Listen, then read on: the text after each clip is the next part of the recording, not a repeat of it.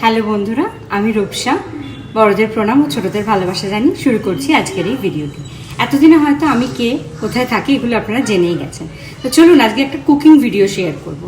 আজকের রেসিপি হচ্ছে কেশরি ক্ষীর বা কেশরি পায়েসও বলতে পারেন। আমরা বাঙালিরা ক্ষীরকে পায়েসই বলে থাকি, কিন্তু এই রেসিপিটা একটুখানি অন্যরকম। আপনি এটা ডেজার্টেও বাড়িতে লোকজন আসলে পরিবেশন করতে পারেন। চলুন দেখে নিই কীভাবে আমরা এই রেসিপিটি বানাবো। আমরা যেটা দেখবো, রেসিপিটি বানানোর জন্য আমাদের কি কি উপকরণ বা ইনগ্রিডিয়েন্টস লাগছে। প্রথমেই লাগবে দুধ।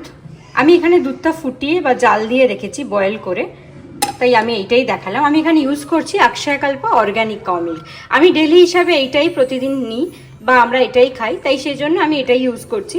আপনারা যেটা ডেলি ইউজে ব্যবহার করেন সেটাতেও করতে পারেন, বা কোনো রকম গোল্ড বা ডবল টোন যে মিল্কগুলো হয় সেটাতেও করতে পারেন।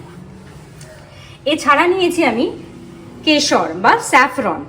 আমি এখানে ইউজ করছি বেবি স্যাফরন। এটা কিন্তু ISO সার্টিফাইড, খুবই ভালো। আপনারা চাইলে এটা ইউজ করতে পারেন, ভীষণই ভালো, এবং এটা বাচ্চাদেরও দেওয়া যায়। এছাড়া আমি ইউজ করছি এখানে নেসলে মিল্কমেড অর্থাৎ কনডেন্স মিল্ক যেটা। এছাড়া কাজু, আর এখানে আমি কিছু দারচিনি আর এলাচ ছাড়িয়ে রেখেছি, আর কিছু এলাচ আমি গোটা রেখেছি সেইটা। আর এখানে আমি গোবিন্দভোগ চাল ধুয়ে নিয়েছি, তাই ধোয়া এবং ঝরানো গোবিন্দভোগ চাল। এবং আরেকটি উপকরণ হলো ঘি। এখানে আমি কড়াইয়ে প্রথমেই দিয়ে দিচ্ছি অল্প পরিমাণ ঘি। আমি কিন্তু খুবই অল্প পরিমাণ দিচ্ছি। দেখুন, ঘিটা একটু গরম হতেই আমি এখানে গোটা গরম মশলা অর্থাৎ শুধুমাত্র দারচিনি আর এলাচ দিয়ে দিচ্ছি। এবার একটুখানি কড়াইটি গরম হতে এখানে দুধ অ্যাড করব।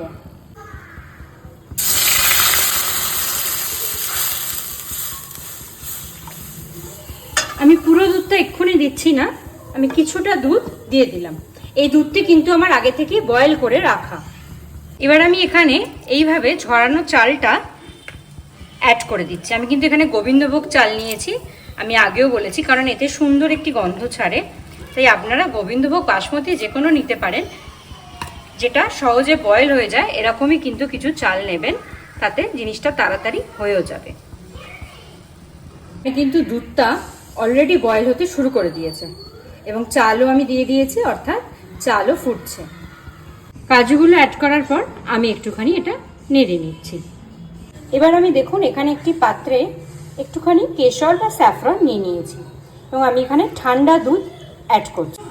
একটা কথা কিন্তু আপনাদের বারবার মাথায় রাখতে হবে, চাল আর দুধের পরিমাণটা যেন সমানুপাতে থাকে। অর্থাৎ আপনি যদি চাল অনেক বেশি দিয়ে দিলেন বাট দুধটা অনেক কম দিচ্ছেন, তাহলেও কিন্তু সেই টেস্টটা আসবে না। বা দুধ অনেক বেশি দিচ্ছেন, চাল অনেক অল্প আসছে, তাহলেও কিন্তু সেই সেমি গ্রেভি ব্যাপারটা আসবে না।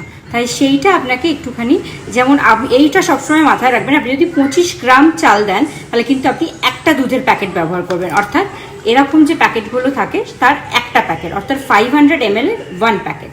আর যদি আপনি দুটো এখানে 50 গ্রাম চাল নেন, তাহলে 50 গ্রাম, তাহলে আপনি এখানে দুটো প্যাকেট। আমি এটাকে একটুখানি নাড়িয়ে নেব। দুধের রঙটা কিন্তু অনেকটাই পরিবর্তন হয়ে গেছে। দেখুন এটা কিন্তু ফুটছে। আমি এরপর বাকি দুধটাও আমার ঢেলে দিই।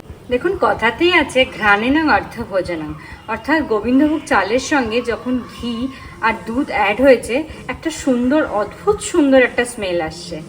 চালটা অনেকটাই সেদ্ধ হয়ে গেছে, তাই এখানে আমি এরপর কাজুগুলো অ্যাড করে দিচ্ছি।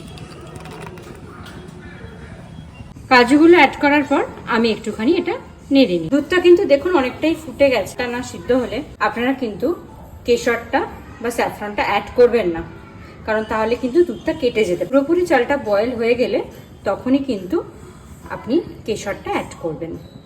দেখুন আমার কেশর দেওয়া দুধের রঙটি পুরোপুরিভাবে হলুদ হয়ে গেছে, তাই এইবার আমি এটা এখানে অ্যাড করে দিচ্ছি।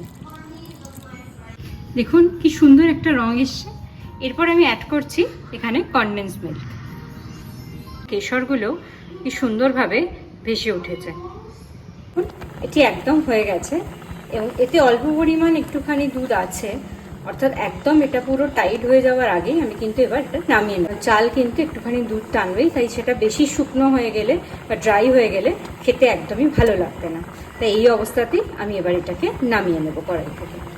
আমি এটি একটি পাত্রে ঢেলে নিয়েছি, আর আমি এবার এটা কিছুক্ষণের জন্য ঠান্ডা হতে দেবো, বাইরেই রাখবো রুম টেম্পারেচারে। এবার আমি এটি গার্নিশিং করব। দেখুন এখানে কিন্তু আমার কেশরি পায়েস রেডি হয়ে গেছে বা কেশরি ক্ষীর, অর্থাৎ আমি এখানে একদম পুরোপুরিভাবে এটিকে গার্নিশও করে ফেলেছি। আমি দিয়েছি এখানে একটুখানি আমন্ডস আর পিস্তা, জাস্ট ওটাকে একটুখানি কাটিং করে। তারপর পাপড়ি, আপনাদের কাছে যদি ড্রাই রোজ পেটালস থাকে সেটাও ইউজ করতে পারেন, সেটাও আরও ভালো মানে টেস্ট আসবে। কিন্তু যদি না থাকে আপনি গার্নিশিংয়ের জন্য এমনি এরকম গোলাপের পাপড়িও দিতে পারেন। রেসিপিটি যদি আপনাদের ভালো লেগে থাকে তাড়াতাড়ি একটা লাইক করে দিন, আর প্লিজ আমার চ্যানেলটি সাবস্ক্রাইব করুন। ভালো থাকবেন, আবার ফিরে আসবো নতুন কোনো রূপে।